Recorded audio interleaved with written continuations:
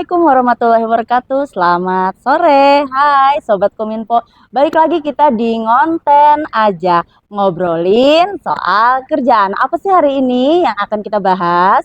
Tentunya sore ini kita sudah bersama narasumber yang luar biasa. Beliau adalah Kepala Badan Pusat Statistik Provinsi Kalimantan Selatan, Pak Martin. Selamat sore Pak. Sore. Baik Pak Martin Wibisono, Kepala Badan Pusat Statistik Provinsi Kalimantan Selatan. Kali ini beliau akan kita kulik-kulik apa sih itu tentang statistik yang bagi teman-teman Sobat Kominfo yang masih belum paham banget apa itu tentang statistik. Kita cari tahu yuk sama-sama yuk. Pak Martin, Ya. menurut Bapak kondisi statistik sektoral di Provinsi Kalimantan Selatan saat ini gimana Pak? Ya, kalau melihat progres di 2022 yang lalu, kurang lebih ada 8 dinas di tingkat provinsi ya, dan 14 rekomendasi statistik sektoral khususnya yang telah diterbitkan oleh BPS Provinsi Kalimantan Selatan. Tentunya ini memang sesuatu yang saya rasa bertumbuh kegiatan statistik sektoral. Meskipun sebenarnya lebih dari itu. Kenapa lebih dari itu? Karena ternyata ada beberapa kegiatan rutin yang memang secara regulasi di kami yang kegiatan rutin yang tidak ada perubahan itu rekomendasinya pernah diterbitkan sebelumnya. Padahal ketika kita bicara tahun anggaran kegiatannya berbeda, tahun anggaran berbeda, seharusnya itu juga diterbitkan ulang gitu maksudnya. Diajukan ulang, kita terbitkan ulang sehingga progresnya akan kelihatan bahwa kegiatan aktivitas statistik sektoral itu sebenarnya meningkat. Iya. Itu sih. Jadi memang cukup bertumbuh menurut saya untuk kegiatan statistik sektoral ya di lingkungan Kalimantan Selatan. Tapi memang akhir-akhir ini Pak, saya memang sering sekali mendengar bahwa ternyata statistik itu menjadi isu yang sangat seksi, kalau boleh dibilang begitu ya Pak ya. Betul. Mungkin bahasa Bapak adalah bertumbuh itu tadi ya. Iya. Iya. Jadi beberapa kali gitu dalam pembahasan-pembahasan di Bapeda gitu kan, atau di beberapa pertemuan-pertemuan di SKPD gitu sering kali gitu membahas tentang bagaimana gitu data itu menjadi sebuah sumber yang sangat valid atau sesuatu yang sangat berharga. Tanggapan Bapak gimana? Kalau membangun itu kan memang butuh APBN dan APBD ya Mbak. Membangun itu mahal. Tapi sesungguhnya jauh lebih mahal membangun tanpa data. Kan data Membangun itu tanpa data, ya, artinya ngomong kosong dong Pak. betul, membangun tidak berbasis data, evidence base-nya tidak ada untuk arah kebijakan pembangunannya seperti apa. Bisa dikatakan bahwa kalau pembangunan itu ibarat kapal yang sedang belayar di gelap malam gitu ya Mbak. Statistik itu seperti rasi bintang yang menunjukkan arah sebenarnya. Oh iya. Arah pembangunan itu harus kemana itu sebenarnya dari data statistik.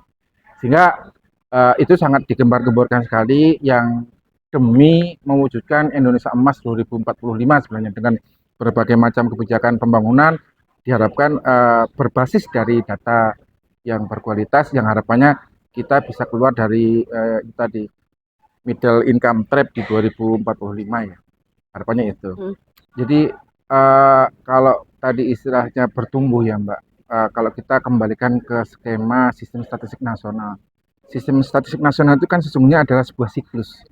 Yang siklusnya itu kalau saya boleh mengutip di dalam undang-undang statistik itu ya, sistem statistik nasional itu sebenarnya kalau kita mau jelaskan implementasinya itu seperti siklusnya collaborative governance yang versi The Quebec Cancer Network itu bahwa ada semacam setiap ibarat kata kita komponen input pembangunan menghasilkan datanya kemudian dievaluasi ya.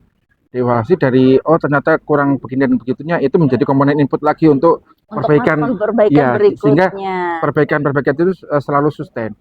Itu dari sisi data statistiknya, tetapi dari sisi hasilnya sendiri untuk evaluasi pembangunan juga perlu. Ternyata kalau kemarin pembangunan tahun ini hasilnya tertentu di tahun berikutnya, tahun anggaran berikutnya, apakah ada peningkatan atau perubahan? Berarti perlu adanya evaluasi ya Pak ya, Betul, monitoring dan evaluasi ya tentunya untuk sebuah data yang lebih baik ke depannya. Ya, sehingga kalau tadi dikatakan akan menghasilkan data-data baru akan selalu begitu. Di samping itu memang berbagai kebutuhan data memang pada titik hari ini ya, dinamika kebutuhan data itu semakin meluas, semakin banyak gitu ya, dan tentunya tidak mungkin seluruhnya itu disediakan oleh BPS selaku penanggung jawab statistik dasar. Sehingga kalau kita bicara server ada berbagi beban gitu. Scale out bahwa oh ini kalau ini ditaruh di badan semua, di dasar semua akan overload.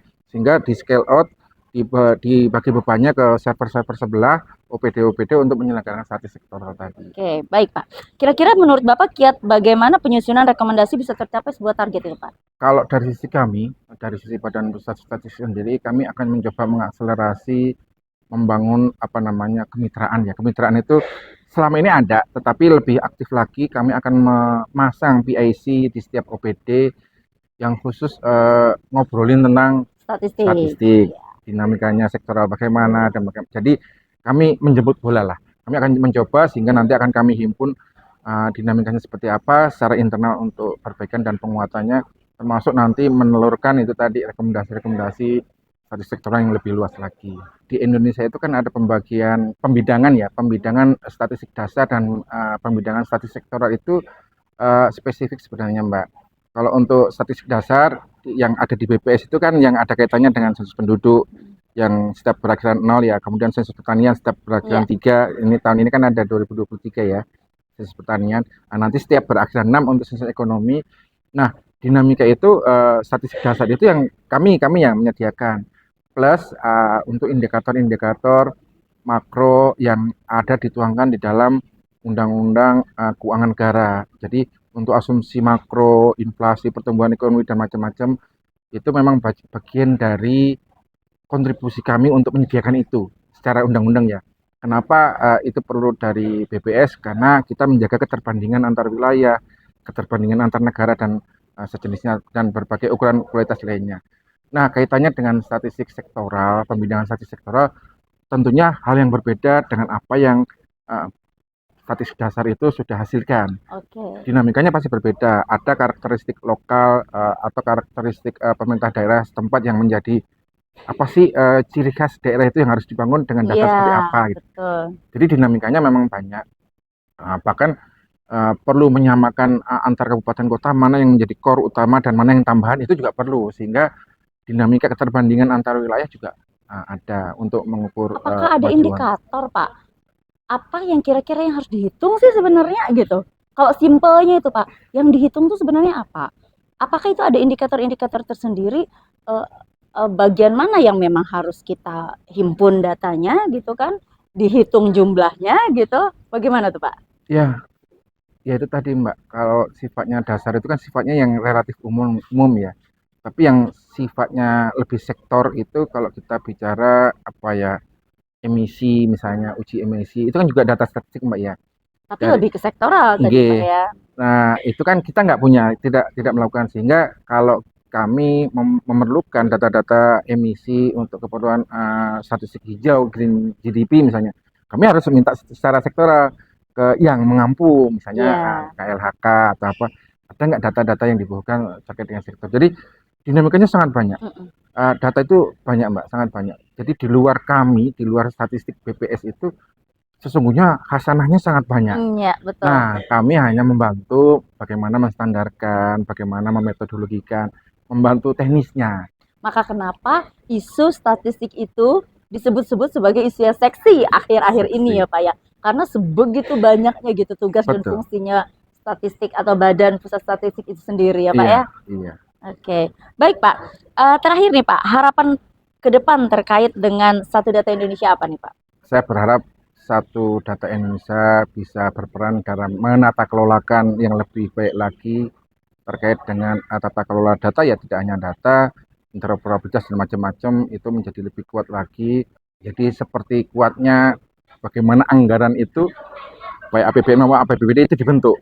Jadi kalau kita bisa membentuk anggaran itu bisa membentuk statistik data statistik bagaimana kita membentuk data anggaran gitu, atau yang terkait dengan penganggaran itu akan jauh lebih tartil di dalam penyiapan satu data Indonesia. Jadi diikutkan di dalam siklusnya, siklus APBN maupun siklus APBD. Sehingga ke depan satu data Indonesia akan lebih tertata dan lebih rapi gitu. Iya. Untuk persiapan perencanaan juga jauh lebih panjang. Dengan segala data-data yang bersumber ya Pak ya, menjadi Iya, satu pintu begitu betul. ya Pak ya. Oke, baik Pak Martin, senang sekali bisa mendapatkan banyak ilmu.